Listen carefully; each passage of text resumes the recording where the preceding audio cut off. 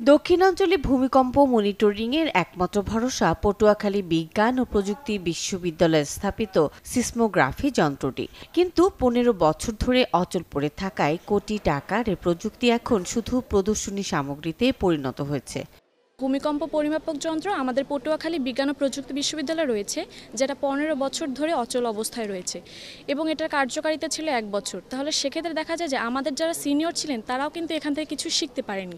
আমাদের কোর্স রয়েছে কিন্তু প্র্যাকটিক্যাল কোনো নলেজ আমরা এখান থেকে গেইন করতে পারছি না। আমাদের এটা প্রায় অর্ধ কোটি টাকার একটা প্রজেক্ট। এভাবে যদি এটা নষ্ট হয়ে পড়ে থাকে, এখান থেকে আমরা কিছুই শিখতে না পারি, এটা আমাদের অনেক বড় একটা প্রতিবন্ধকতা। কীভাবে ম্যাগনিটিউডটা কীভাবে মাপবো এবং অ্যাম্পলিটিউড কীভাবে বের করবো, তো এগুলো আমরা খুবই সুন্দর করে আমরা থিওরিটিক্যাল খুব ভালো বুঝছি, বাট এইটা প্র্যাকটিক্যালি অ্যাপ্লাই করার জন্য আমাদের কোনো ধরনের এরকম প্র্যাকটিক্যাল কিছু নাই। বাট আমাদের এইখানে একটা জিনিস ছিল, সেটা প্র্যাকটিক্যালি আমরা মাপতে পারতাম, এইখান থেকে আমরা ম্যাগনিটিউডটা বের করতে পারতাম। ভূমিকম্পের সময় সাধারণত ৪ ধরনের শক ওয়েভ ছড়িয়ে পড়ে। এর মধ্যে প্রাইমারি ওয়েভ সবচেয়ে দ্রুত ছড়ায়। সিসমোগ্রাফ সচল থাকলে ১ থেকে ২ মিনিট আগেই পাওয়া যেত সতর্ক সংকেত, যা জীবন বাঁচাতে পারে বহু মানুষের। দক্ষিণাঞ্চলের প্রায় ৪.৫ কোটি মানুষ ইতোমধ্যেই জলবায়ু ঝুঁকিতে রয়েছে। এর মধ্যে যুক্ত হয়েছে ভূমিকম্প ঝুঁকি। আমাদের বর্তমানে পটুয়াখালীতে যে সাইসমিক স্টেশনটা, মূলত এটা আসলে দীর্ঘদিন ধরেই অকেজো হয়ে পড়ে আছে এবং এটা বর্তমান প্রশাসনের সদিচ্ছা আছে এবং এটা দ্রুতই নতুন একটি রিপ্লেসমেন্ট হবে বলে আমি আশা করি। এবং আমাদের স্টুডেন্ট নতুন এবং ফিরে আসা গ্রাহকদের জন্য নগদে চলছে ক্যাশব্যাক সহ প্রতিদিন হাজারো উপহার জেতার সুযোগ। হবে আশা আর ফেরা সারপ্রাইজ সেরা। দাবি, ১ দশকেরও বেশি সময় ধরে অচল থাকা এই সিসমোগ্রাফ সচল করার কোনো উদ্যোগ নেই সংশ্লিষ্টদের। প্রশ্ন রয়ে গেছে, প্রাকৃতিক দুর্যোগপূর্ণ দক্ষিণাঞ্চলের মানুষ কি এভাবেই ঝুঁকিতে থাকবে?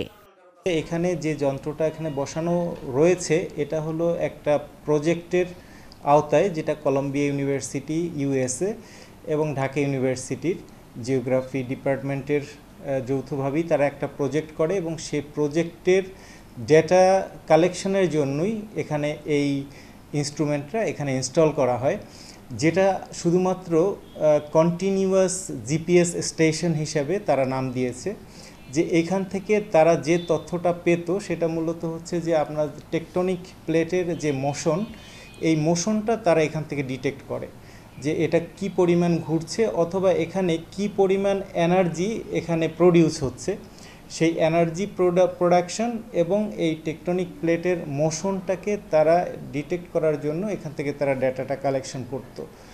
কিন্তু এটা অত্যন্ত দুঃখের বিষয় যে এই প্রজেক্ট শেষ হয়ে যাওয়ার পরে এই ইনস্ট্রুমেন্টেরও খোঁজখবর যারা এখানে বসিয়েছেন তারা নেননি এবং বিগত ১০-১৫ বছরের মধ্যে এটা কার্যত একদম বন্ধ হয়ে যায়। আমরা এর আগেও আমরা বলেছি যে আমরা অলরেডি এটার যথার্থতা উপলব্ধি করেই আমরা মন্ত্রণালয়ে অলরেডি চিঠি লিখি, কিন্তু দুর্ভাগ্যবশত মন্ত্রণালয় ১ বছরেও আমাদের এ বিষয়ে কোনো ধরনের কোনো ফিডব্যাক আমাদেরকে দেন নাই। থেকেও আমরা বিশ্ববিদ্যালয়ের পক্ষ থেকে আমরা একটা চিঠি তৈরি করে আমরা হয়তো কলম্বিয়া ইউনিভার্সিটিকে পাঠাবো এবং যৌথভাবে হয়তো এটা আবার রিইনস্টল করা সম্ভব হবে। ২০১০ সালে যন্ত্রটি স্থাপিত হওয়ার পর মাত্র ২টি ভূমিকম্পের মাত্রা নির্ণয় করা সম্ভব হয়। কিন্তু ২০১১ সালের জানুয়ারিতে যন্ত্রটিতে সমস্যা দেখা দিলে এখনো পর্যন্ত সচল করা হয়নি। মাত্র ২বার ভূমিকম্প পরিমাপের পরই বন্ধ হয়ে যাওয়া এই যন্ত্রটি ১৫ বছরেও আর সচল হয়নি। Desk report, channel 24।